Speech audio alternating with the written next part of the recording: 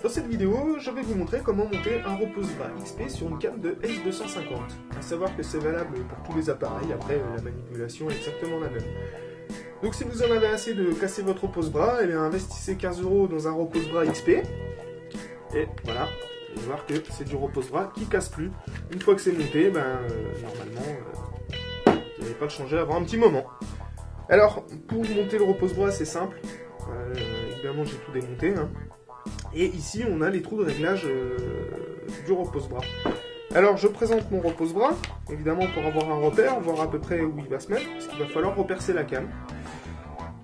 Donc, si je regarde ici, j'ai ce trou qui arrive pile poil au trou central du repose-bras. Donc, on va repercer sur le côté de ce trou pour pouvoir fixer notre repose-bras.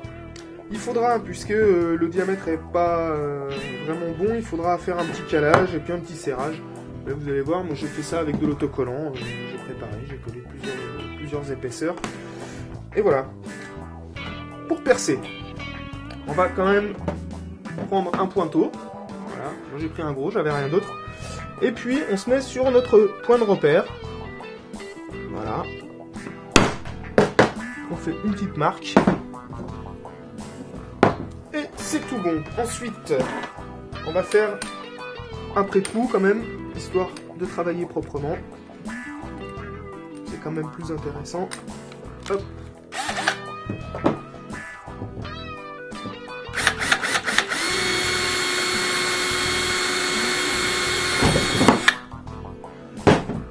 Voilà. Pour faire le trou de l'autre côté, vous voyez que le forêt va traverser. Donc, voilà, je vérifie que je suis bien droit dans le trou. Et c'est parti. Voilà, comme ça vous pouvez voir que très facilement, on a un trou qui est en face de l'autre.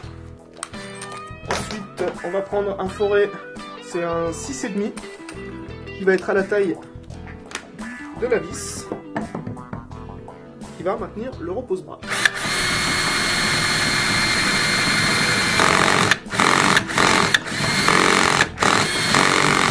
Ah. Ça, c'est ce qui arrive quand on serre pas assez.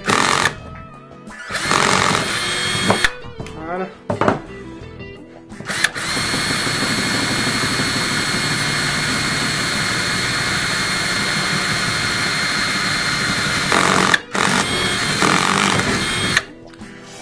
Et voilà, bon, j'ai un forêt aussi qui coupe plus bien, donc effectivement, il a patiné un petit peu.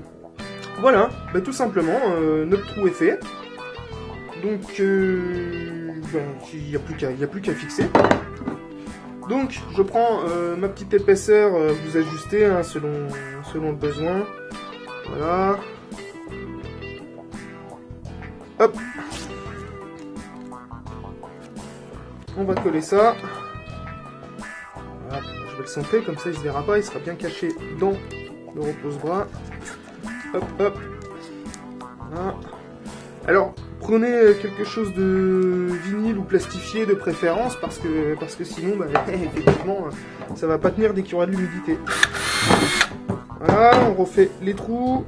Et on peut les faire avec un cutter, avec ce qu'on veut, mais ouais, j'ai choisi la perceuse par fainéantise. Je représente mon repose-bras. Bon, je vois qu'il a encore un petit peu de jeu, donc on va rajuster, on va remettre une petite épaisseur. Donc je reprends un autocollant vinyle. Voilà. Et puis ainsi de suite, vous pouvez faire avec du Chatterton ou ce que vous voulez. L'important c'est juste que ça résiste à l'humidité, quoi, c'est tout. Et donc vous mettez des épaisseurs jusqu'à ce que... voilà, c'est pas mal, on va en remettre un quand même. Histoire d'avoir vraiment une épaisseur qui rende le repose-bras stable.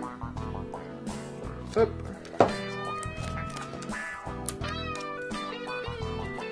Voilà. Donc je refais mes trous évidemment.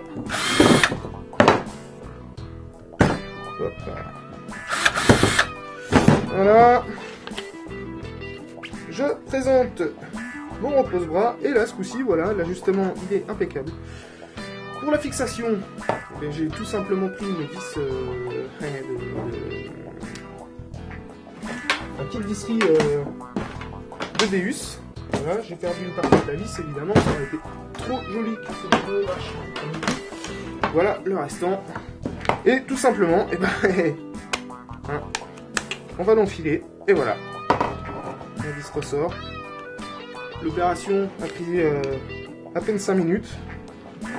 Et encore parce que évidemment j'ai galéré un petit peu. On serre son repose-bras.